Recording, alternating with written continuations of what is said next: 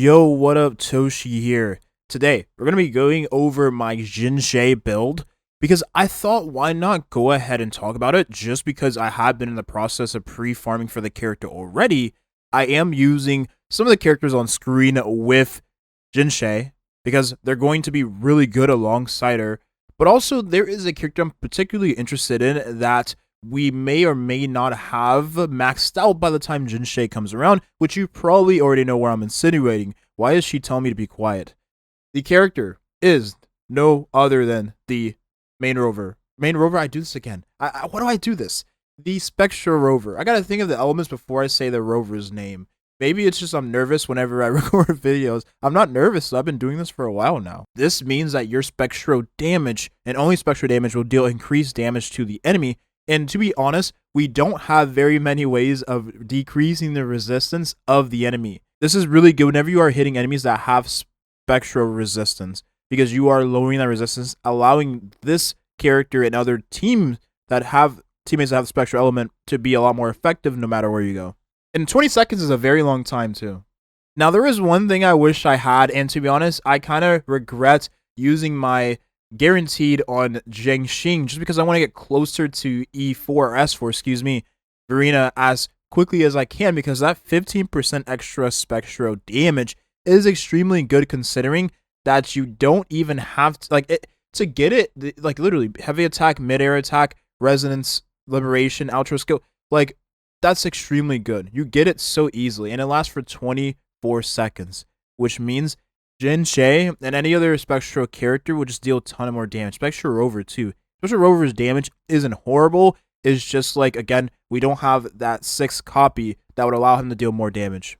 Now, because of how Jinhsi works, you may want to use characters like Yinlin to help this character stack more off field. So maybe Spectro Rover isn't going to be the best thing for the character, and maybe Jinhsi wants a rainbow team. So I already have characters built in preparation for that. I just finished building my Yinlin. Of course, my build isn't the greatest thing ever. 1500 attack, 47 crit rate, and hundreds. Like, listen, man, I am a Omega unlucky person. I have a 3-star weapon on mine still because I can't get a 4-star weapon. But this is my Yinlin build, and I definitely will be using her alongside Jinhsi because not only will she help contribute towards the overall team and rotation damage, she's also going to allow Jinhsi to stack more because she's going to be a different element from Jinhsi, which means that I will have 2 elements contributing towards those stacks of Jinhsi as she's looking right now, because again, she could change the time of you watching this video and her kit could be slightly more different in the favor, of course, of her being a lot more flexible no matter what team you throw her in, which is best case scenario, and I hope that ends up being the reality of the situation. Now, the thing is about Jinhsi, this character has a lot of damage dealt from her resonance skill as it stands right now. Again, this could change, but I don't see the character receiving any sort of major rework. So, since I have every character already built, and all I really need to do is just focus on building the supports I would want to use alongside Jinhsi, Tauki is a character that comes to mind as who I am working on now. Since I am pre-farming for Jinhsi, why not build Tauki in the process? We are also getting a Echo double drop event, which is nice. So that'll be coming around the time Jinhsi arrives, which is cool, right? So you'll be able to farm up more Echoes, which I'll talk about in just a second. But having a character that boosts your resonance skill and give you a nice defense capability, like she's really good for her defense capabilities. Damage reduction is huge. Jinhsi will have everything she needs in one character essentially. But again, Verena is just the best of both worlds with the healing, the Spectro damage, right? Damage bonus, and then the attack percentage she does give. Oh, and I always have to preface this. All my characters, sub DPS supports, are built on the Moonlit Cloud set, just because, again, I am using a 3-star weapon on my Yinlin, so there really is no point in having Yinlin with the Electro set, because I would be missing out a ton of damage instead of buffing my character that is the strongest on my account or on my team comp anyways, like Couchar, for instance. The Moonlit Clouds allows the character that I swap into next, the main DPS, to have more damage, so this is why I have this set on her. It'll be good in combination with Jinhsi.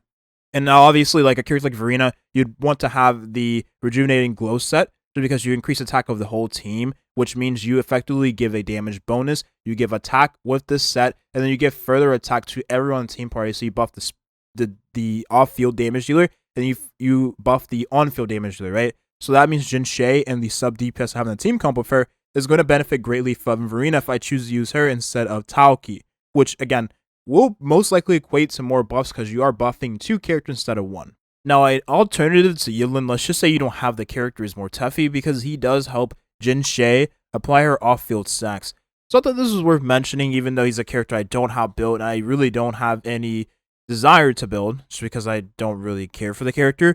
But you can use him in the team, so again, I thought it was worth mentioning. Now, Alto is gear holding for me, or echo holding, right? Same concept.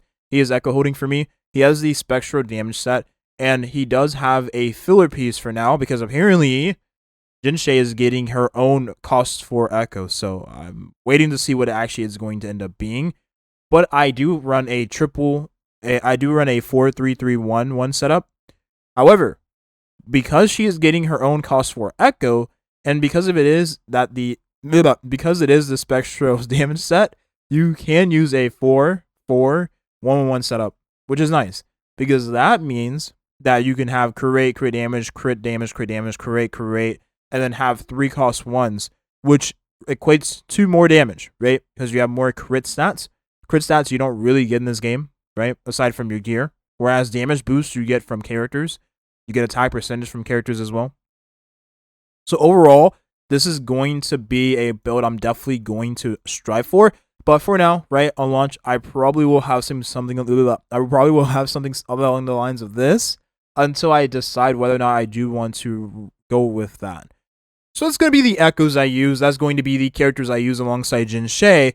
What about the weapon? The weapon is definitely the hardest choice for me right now, because I don't have very many, if any, weapons on my account. Now, maybe the obvious choice is to use the weapon banner pool or the weapon selector on the 5-star broadblade weapon. But to be honest, Jinhsi is a character that does not really rely on her liberation damage. So she's not going to really get that much value from this weapon. And the energy regen is nice, but you would use this on a character like Jian, is the first character that comes to mind. Because, of course, you are giving that character more energy regen, and you are stacking his liberation damage. Cao Charo is another example, too. Although they are characters that deal damage of all of their hits, right? Jian mostly being a character that deals damage of his heavy when you are holding down the left click. But why would I get this weapon for Jinhsi? It doesn't make any sense, because there's other weapons in the game that perform better for the character. She doesn't need any of these stats, really. Which I rather than just go for the 5-star sword weapon and then use this on baby girl, Cheng-Li. I always forget her name. Because you increase the attack percentage, which stacks up energy regen, and his crit rate main stat, which is really strong. So what this does do, however, is make it to where Kuro Games knows exactly what they're doing.